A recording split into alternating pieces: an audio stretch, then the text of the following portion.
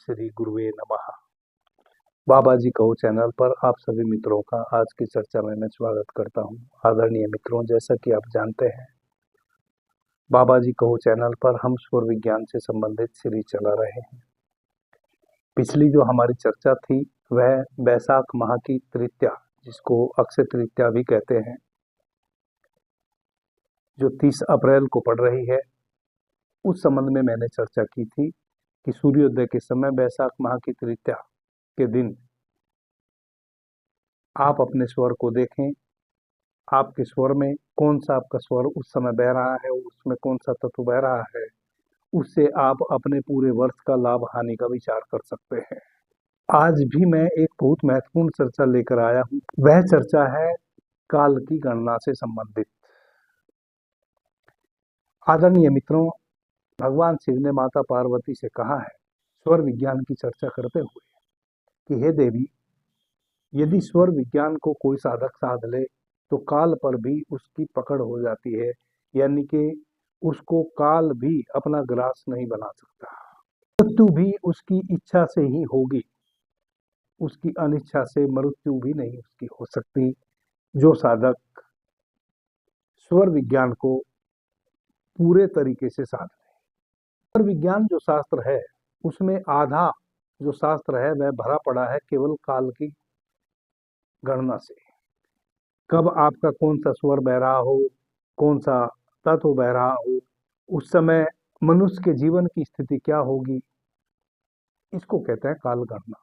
शिव सर्वोदय विज्ञान के यदि हम अभ्यासी हैं तो शिव सर्वोदय विज्ञान का अभ्यास करने से हमें यह पता चल जाता है कि कब किस स्थिति में हमारा कौन सा स्वर बह रहा है, या शरीर के वह कौन से अंग हैं जिनको हम स्पष्ट नहीं देख पा रहे हैं, तो हमारी मृत्यु कितने दिन पश्चात हो जाने के वह संकेत है। यदि एक एक मिनट एक एक पल हम स्वर के अनुसार अपने जीवन को जीते हैं, हमें पता चल जाता है कि कब शरीर की स्थिति क्या बनी तो उसके परिणाम क्या हो सकते हैं, हम उसमें सुधार कर सकते हैं। इसी को कहते हैं भगवान शिव माता पार्वती को कि काल पर भी आधिपत्य हो जाता है स्वर विज्ञानी का। क्योंकि जब हमें कुछ इंडिकेशन मिल जाते हैं स्वर विज्ञान के माध्यम से कि अब ऐसा होने वाला है इतने दिन के पश्चात, तो फिर स्वर विज्ञान एक ऐसा शास्त्र है जिसके माध्यम से हम उन चीजों को टाल सकते हैं, यानी कि अपनी स्थिति को हम चेंज कर सकते हैं। जैसे यदि आपका सूर्य स्वर निरंतर बह रहा है, इसका मतलब यह हुआ कि आपके शरीर में कोई खतरनाक रोग लगने वाला है।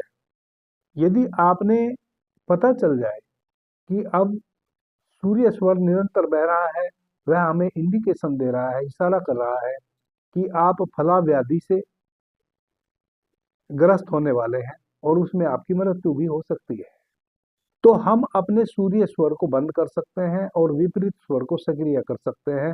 और सूर्य स्वर क्यों अधिक समय तक बह रहा था, हमारी जो प्राणवाहिनी नाड़ियां हैं उनमें क्या विकृति आ गई है, उसमें हम प्राणायाम के माध्यम से, नाड़ी शोधन विधि के माध्यम से सुधार कर सकते हैं। इसका मतलब यह हुआ कि हम अकाल मृत्यु से स्वयं को बचा सकते हैं, और ये ऐसा केवल स्वर विज्ञानी ही कर सकता है। दूसरा और कोई शास्त्र इस जगत में ऐसा नहीं है जो आपको अकाल मृत्यु से बचा सके। तो आज मैं कुछ थोड़ी सी चर्चा करूंगा काल गणना की, कि यदि कुछ ऐसे प्राकृतिक शारीरिक इशारे हमें मिल रहे हैं, इसका मतलब हमारे साथ कुछ ऐसा दुर्भाग्य घटने वाला है, हमारे शरीर में कोई ऐसी व्याधि प्रवेश करने वाली है जिससे हमारे जीवन लीला समाप्त हो सकती है, और वह कितने दिन में हो सकती है, कौन सा इशारा, पर मैं आज चर्चा लेकर बैठा हूँ। महर्षि चरणदास एक लोकोक्ति में कहते हैं, अहो रात दिन चार जो चले तत्व आकाश, स्थिरता तन की जान तो उत्कृष्टि 60 मास। इस दोहे के माध्यम से महर्षि चरणदास जो स्वर के बहुत बड़े ज्ञाता हुए हैं, वह कहते हैं कि यदि 4 दिन लगातार दिन रात कोई तत्व चेंज ना हो, आकाश तत्व आपके स्वर में बहता रहे, स्वर आपका सूर्य बह रहा हो या चंद्र बह रहा हो, उसमें आकाश तत्व ही निरंतर चलता रहे, दूसरा कोई तत्व परिवर्तित ना हो, निग्रह ना करे, तो 6 माह के अंदर अंदर वैसे व्यक्ति की मृत्यु हो जाना तय है। यदि 4 दिन तक हमारी श्वासों में आकाश तत्व ही चलता रहे। आदरणीय मित्रों, प्रत्येक 2.5 घड़ी में हमारे स्वर चेंज होते हैं। स्वर कहते हैं जो हम एक नासिका से श्वास लेते हैं और छोड़ते हैं। बहुत से मित्र मुझे मिलते हैं जिनको अभी तक यह पता ही नहीं था, उनका जीवन बहुत लंबा बीत गया, कि हम बारी बारी से श्वास लेते हैं एक नासिका से। बहुत से मित्रों को नहीं पता था, अब उनको पता चला है। आदरणीय मित्रों, एक समय में हम एक नासिका से श्वास लेते हैं, फिर उसकी अवधि जब पूरी हो जाती है तब हमारी दूसरी नासिका सक्रिय होती है और पहली नासिका बंद हो जाती है। जब एक नासिका से दूसरी नासिका में श्वास का संक्रमण होता है, यानी कि श्वास परिवर्तित होती है, तब 12-13 श्वास हम सुषुम्ना स्वर में लेते हैं, यानी कि हमारी दोनों नासिका बराबर श्वास लेती हैं और बराबर श्वास छोड़ती हैं। अब हमारा कोई सा भी स्वर चल रहा हो, 1 घंटा हमारा नेचुरली स्वर बहता है। चंद्र स्वर बह रहा है तो स्वाभाविक रूप से उसकी अवधि 1 घंटा है, यानी कि 2.5 घड़ी। सूर्य स्वर बह रहा है, उसकी भी अवधि 1 घंटा है, यानी कि 2.5 घड़ी। प्रत्येक स्वर में 1 घंटे में पृथ्वी, जल, अग्नि, वायु, आकाश, इन 5 तत्वों का भी निग्रह हमारी श्वासों में हो जाता है। सर्वप्रथम हमारी श्वास में वायु तत्व का निग्रह होता है। इसकी अवधि 8 मिनट होती है। 8 मिनट तक हमारी श्वासों में वायु तत्व चलता है। उसके पश्चात 6 मिनट तक अग्नि तत्व चलता है। उसके उपरांत 20 मिनट तक पृथ्वी तत्व हमारी श्वासों में बहता है। पृथ्वी तत्व के पश्चात 16 मिनट जल तत्व हमारी श्वासों में बहता है और अंत में आकाश तत्व 4 मिनट हमारी श्वासों में बहता है। इस प्रकार से पूरे 1 घंटे में 8, 12, 20, 16 और 4 मिनट की अवधि में 5 तत्व हमारी श्वासों में बारी बारी से बहते हैं। कभी कभी ऐसा होता है कि हमारे स्वर 1 घंटे में चेंज नहीं होते हैं, 2 घंटे में चेंज होते हैं, 3 घंटे में चेंज होते हैं, या कभी कभी हमारा एक ही स्वर कई दिनों तक बह सकता है, महीनों तक बह सकता है। 4 घंटे अगर एक ही स्वर बह रहा है तो उसके अलग परिणाम होते हैं, अच्छे या बुरे।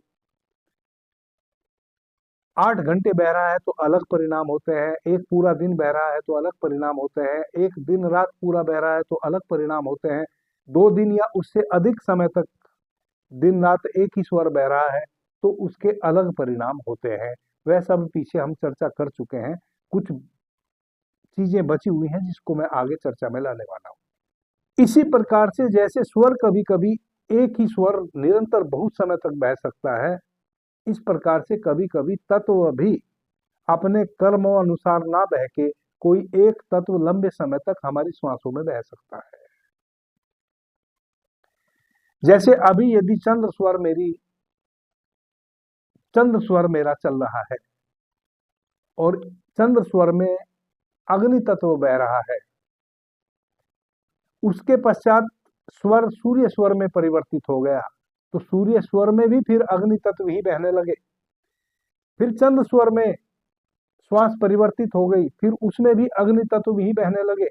इस प्रकार से एक ही तत्व निरंतर कई दिनों तक हमारी श्वासों में बह सकता है।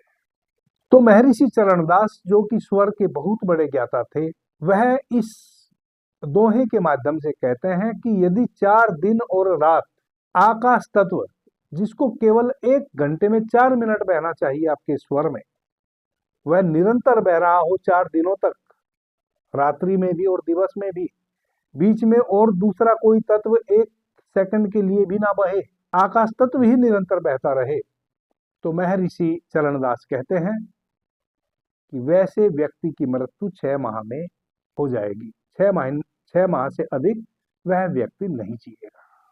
अब हमें इस बात को जान के लाभ क्या हुआ? लाभ यही हुआ कि हम यदि इस प्रकार से हमारे स्वर में आकाश तत्व निरंतर बह रहा है, 4 दिन और 4 रात। हमें पता चल गया कि अब मेरी आयु केवल 6 महीने बची है। आपकी उम्र चाहे जो हो, आप 20 वर्ष के हों, 50 वर्ष के हों, 80 वर्ष के हों, उससे कोई लेना देना नहीं है। इसका मतलब यह है कि आपके शरीर में कोई ऐसा विकार भीतर आन बैठा है जो 6 महीने के अंदर अंदर इतना डेवलप हो जाएगा कि आपके शरीर के अंग भंग हो जाएंगे और आप काल के ग्रास बन जाएंगे। अब यदि आप अपने आकाश तत्व को बहने से रोक लें, जो कि बहुत सी विधियां हैं जिनके माध्यम से आप अपने तत्वों को परिवर्तित कर सकते हैं, जैसे आप अपनी श्वास को अपनी मर्जी से परिवर्तित कर लेते हैं, वैसे आप तत्व का ध्यान करके तत्व को भी परिवर्तित कर सकते हैं। तो आकाश तत्व को बहने से आप रोक सकते हैं। सबसे शुभ तत्व है पृथ्वी तत्व या जल तत्व। हम पृथ्वी तत्व के यंत्र का ध्यान करके और पृथ्वी तत्व का जो मंत्र है लम, उसका उच्चारण करके अपनी श्वासों में पृथ्वी तत्व को एक्टिव कर सकते हैं। जब पृथ्वी तत्व एक्टिव हो जाता है तो पृथ्वी तत्व के जितने भी विकार है, क्योंकि हमारा जो शरीर है इसका सबसे बड़ा हिस्सा पृथ्वी तत्व से रिलेटेड है। हमारी मांस, हमारी अस्थियां, हमारी त्वचा, हमारे नख, हमारे केस, यह सब पृथ्वी तत्व का प्रतीक है। यदि निरंतर हम पृथ्वी तत्व को एक्टिव कर लेंगे तो हमारे शरीर में आकाश तत्व के कारण जो व्याधि भीतर पनपने लग गई थी वह वहीं की वहीं समाप्त होनी शुरू हो जाएगी। उस व्याधि को वहीं के वहीं हमारा पृथ्वी तत्व नष्ट कर देगा और हम काल के ग्रास से बच जाएंगे। तो जब काल की गणना स्वर शास्त्र में बताई गई है, इसका मतलब किसी को भयभीत करना नहीं है। आगे महर्षि चरणदास एक दोहे के माध्यम से कहते हैं, अरुंधति ध्रुव बालिका मात्र मंडले जोए, यह चारों न लग सकी आयुहीन नर सोए। इसमें महर्षि चरणदास कहते हैं अरुंधति और ध्रुव तारा ना दिखे, अरुंधति, ध्रुव तारा, बालिका तथा मात्र मंडल पुरुष को यह चारों ना दिखें, उस पुरुष की आयु अल्प समझनी चाहिए। वह बहुत लंबे समय तक अब जीने वाला नहीं है, उसकी आयु क्षीण हो चुकी है। अब यह अरुंधति, महर्षि चरणदास अरुंधति किसको कह रहे हैं? महर्षि चरणदास अरुंधति कह रहे हैं आपकी जिह्वा को। कहते हैं कि जिसको अपनी जिह्वा का अग्रभाग दिखाई ना दे, आपकी नासिका का जो यह अग्रभाग है, इसको चरणदास कह रहे हैं ध्रुव तारा। जिसको अपनी नासिका का यह अग्रभाग ना दिखाई दे, अपनी जिह्वा का अग्रभाग ना दिखाई दे, आंखों की जो पुतली है दूसरों की आंखों में ना दिखाई दे, किसी की आंख में जब हम देखें उसकी पुतली हमें ना दिखाई दे, तथा यह जो हमारी भ्रुकुटी है जिसको बोहे बोलते हैं, इसको चरणदास मात्र मंडल कह रहे हैं, यह हमें ना दिखाई दे स्वयं अपनी, तो वैसे पुरुष की आयु समाप्त ही समझो। यदि जिह्वा का अग्रभाग ना दिखे तो वैसा व्यक्ति 1 दिन से अधिक जीने वाला नहीं है। जिह्वा का अग्रभाग कैसे देखेंगे? अपनी जिह्वा को पूरा बाहर निकाल ले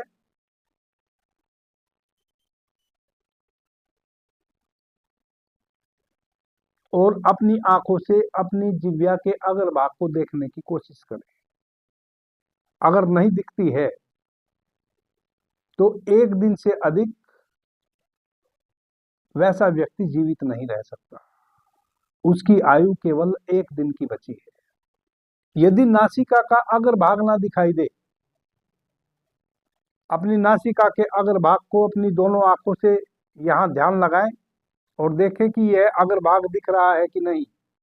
यदि नहीं दिख रहा है तो वैसे व्यक्ति की मृत्यु केवल 3 दिन में हो जाएगी। दूसरे की आंख की पुतली ना दिखे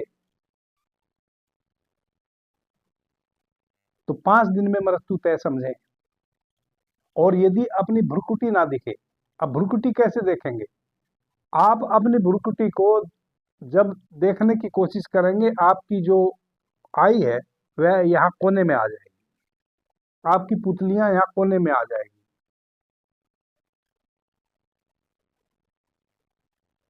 ये आपको स्पष्ट दिखेगी, यहाँ ये दिख रही है।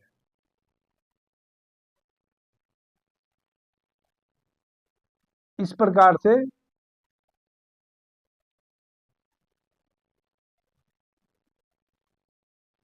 अपनी भ्रुकुटी को देखने की कोशिश करें। वैसे व्यक्ति की मृत्यु 9 दिवस में हो जाएगी।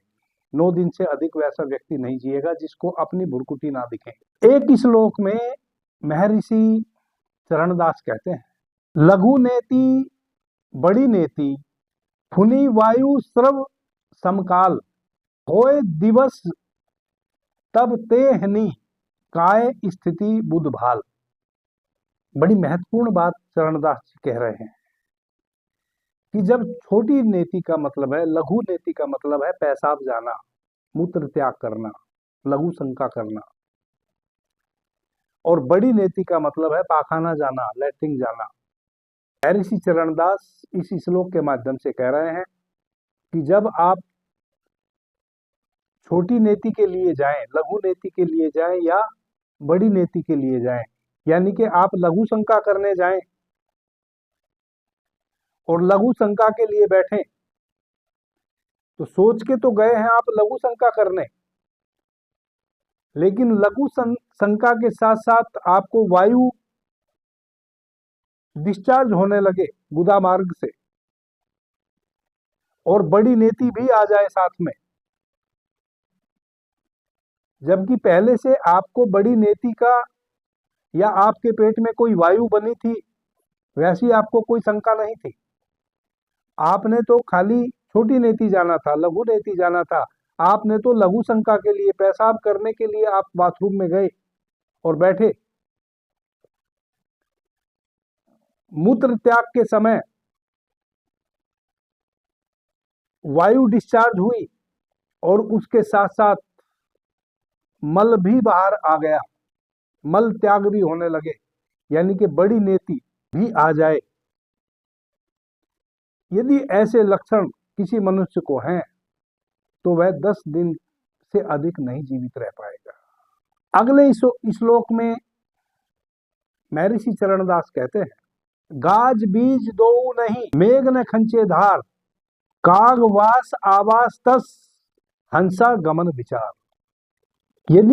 यदि बिना बादल के ही, कोई बादल आसमान में नहीं है और किसी व्यक्ति को बिना बादल के ही बिजली चमकती हुई प्रतीत होवे आसमान में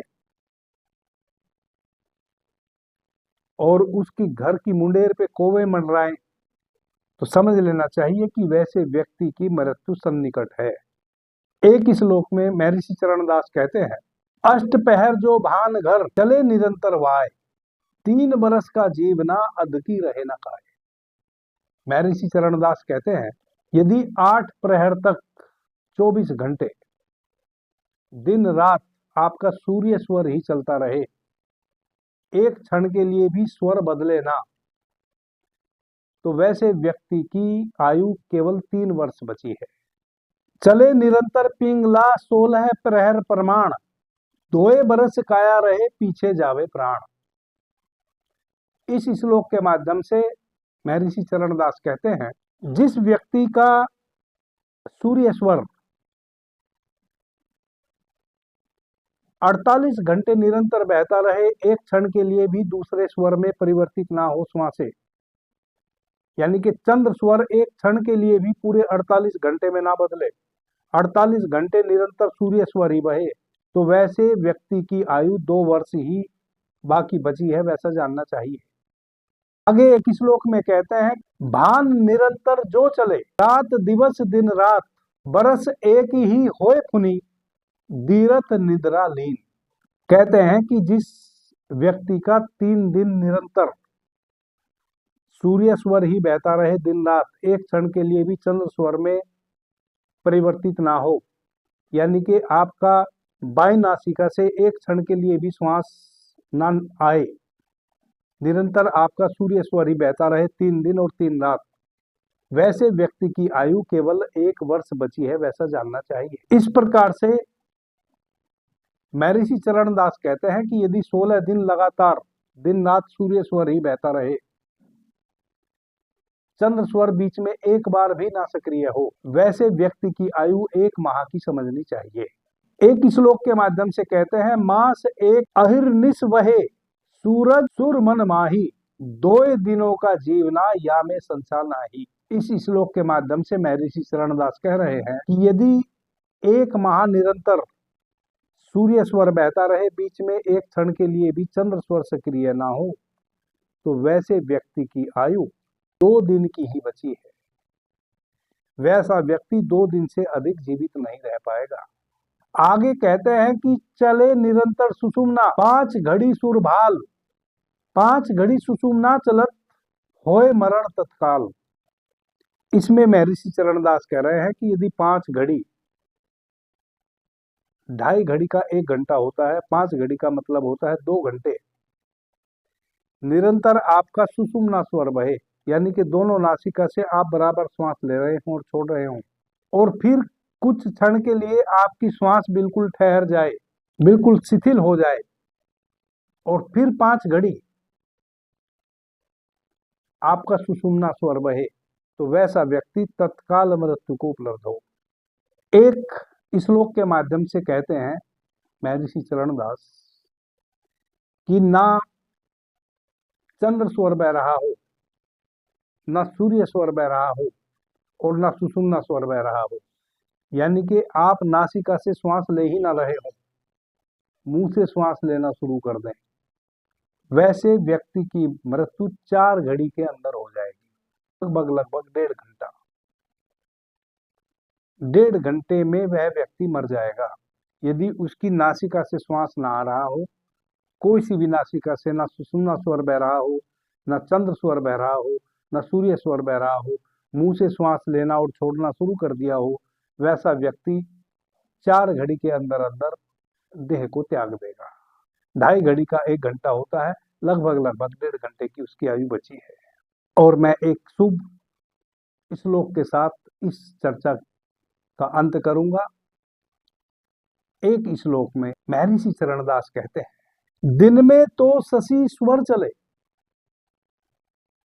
शशि यानी कि चंद्रमा, चंद्र स्वर चले, निशा भानु प्रकाश, निशा माने रात्रि, भानु माने सूर्य, चिदानंद निश्चय अति दीर्घ आयु तास।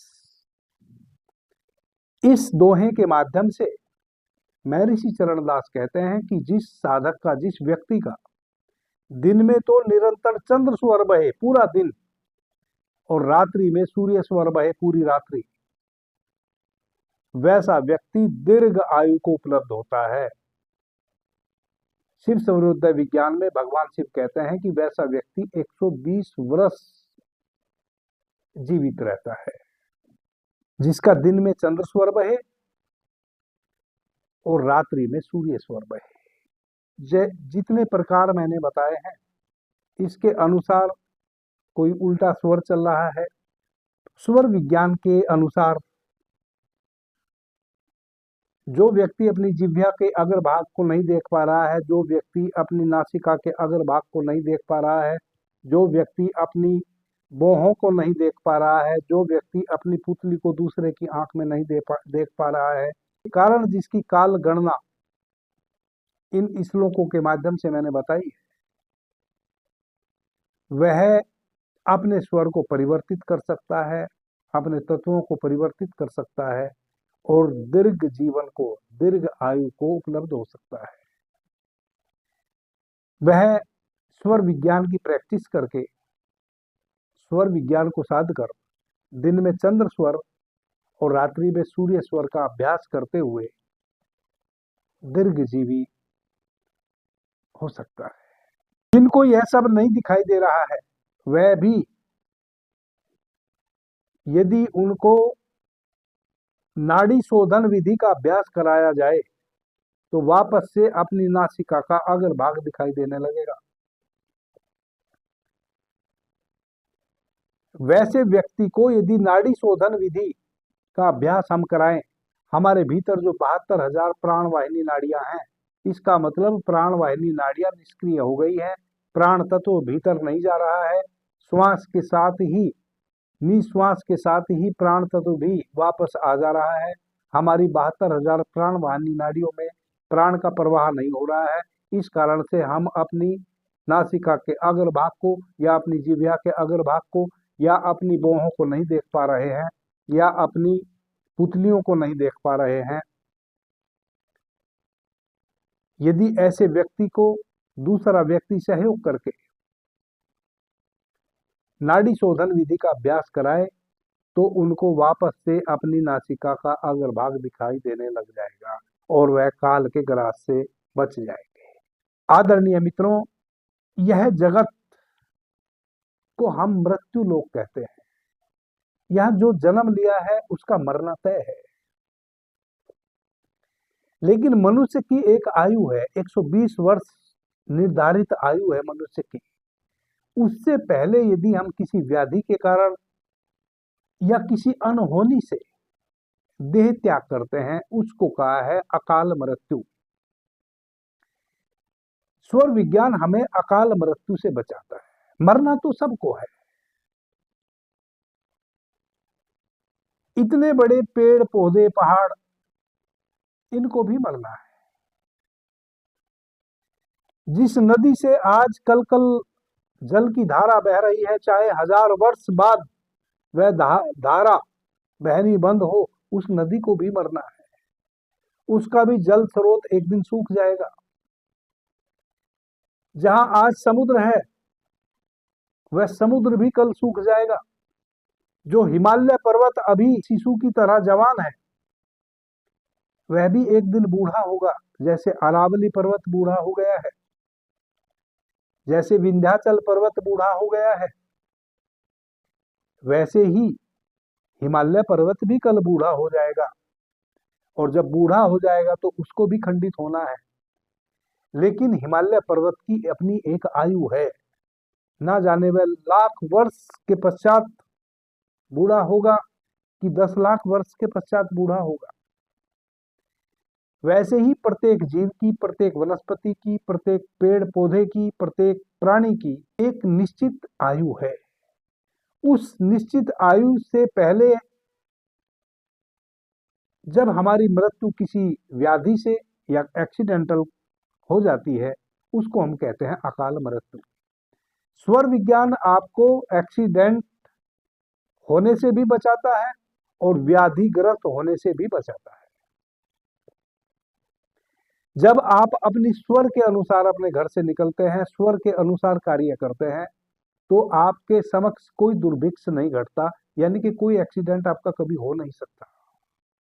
आपका स्वर आपको पहले ही रोक लेता है कि जिस दिशा में आपको जाना है वह दिशा वाला स्वर, यानी कि यदि आपने दक्षिण पश्चिम दिशा जाना है तो उस समय आप चंद्र स्वर में निकले तो ही आपके लिए शुभ है। पूरब उत्तर दिशा में आपको जाना है तो आप सूर्य स्वर में निकले तो शुभ है। अब आपने पूर्व दिशा में या उत्तर दिशा में जाना है और आपका चंद्र स्वर बह रहा है, तो स्वर विज्ञान कहता है कि अब आपको अपना उधर जाना पोस्टपोन करना पड़ेगा। आपको नहीं जाना है, आपको रुक जाना है।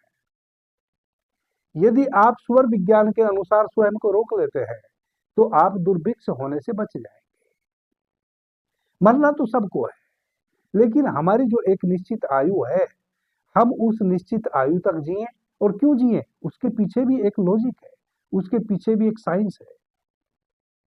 वह साइंस यही है, प्रत्येक 7 वर्ष में हमारे शरीर का चक्र बदलता है। जब हमारे 8 चक्र बदल जाते हैं, 8वें चक्र में जब तक हम जीते हैं तब तक हम सांसारिक क्रियाकलापों में लिप्त रहते हैं।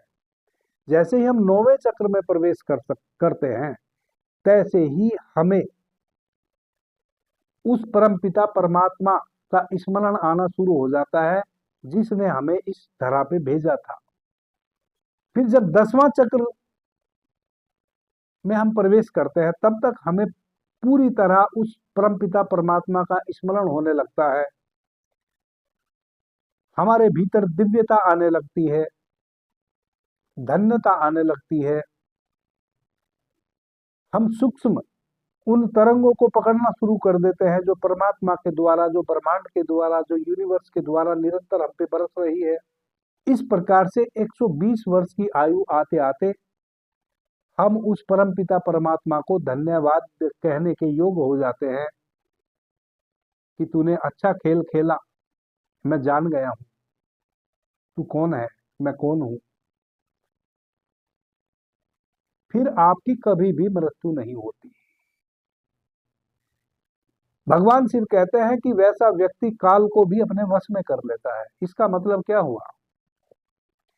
स्वर विज्ञान के अनुसार यदि आप अपने जीवन की संकल्पना करते हैं, अभ्यास करते हैं, तो आप 120 वर्ष की आयु तक जीते हैं, और 120 वर्ष की आयु आते आते आप उस परमपिता परमात्मा के, इस सृष्टि के, इस प्रकृति के, इस ब्रह्मांड के समस्त रहस्यों को जान लेते हैं।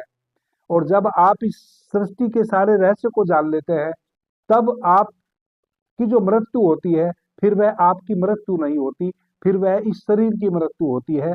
आप इस शरीर को जान के त्यागते हैं। फिर आप इस शरीर को वैसे त्याग देते हैं जैसे एक फल अपने वृक्ष को छोड़ देता है, या एक वृक्ष अपने फल को पकने के पश्चात त्याग देता है, बिना किसी दर्द के, बिना किसी पीड़ा के। तब आप मृत्यु पर भी आपका आधिपत्य जमा लेते हैं, यानी कि मृत्यु आपकी हुई ही नहीं। 120 वर्ष जीवन के बीतते बीतते आप मृत्यु के रहस्य को समझ गए। अब आप यह समझ गए कि मृत्यु मेरी नहीं, अब यह शरीर जर्जीर्ण हो चुका है, मैं अब इस शरीर को त्याग रहा हूं, और अब मैं नए शरीर में प्रवेश करने की तैयारी करूंगा। और यह साक्षात आपको दर्शन होगा।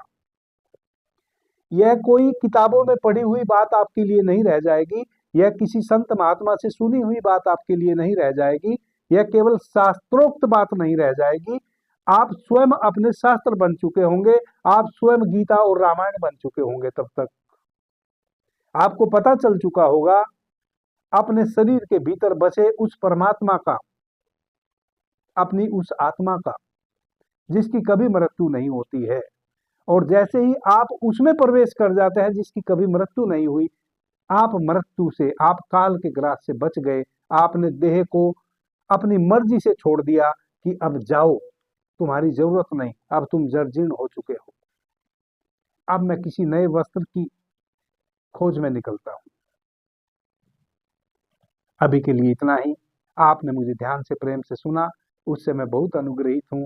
सभी मित्रों को मेरा प्रणाम, धन्यवाद। हर हर महादेव।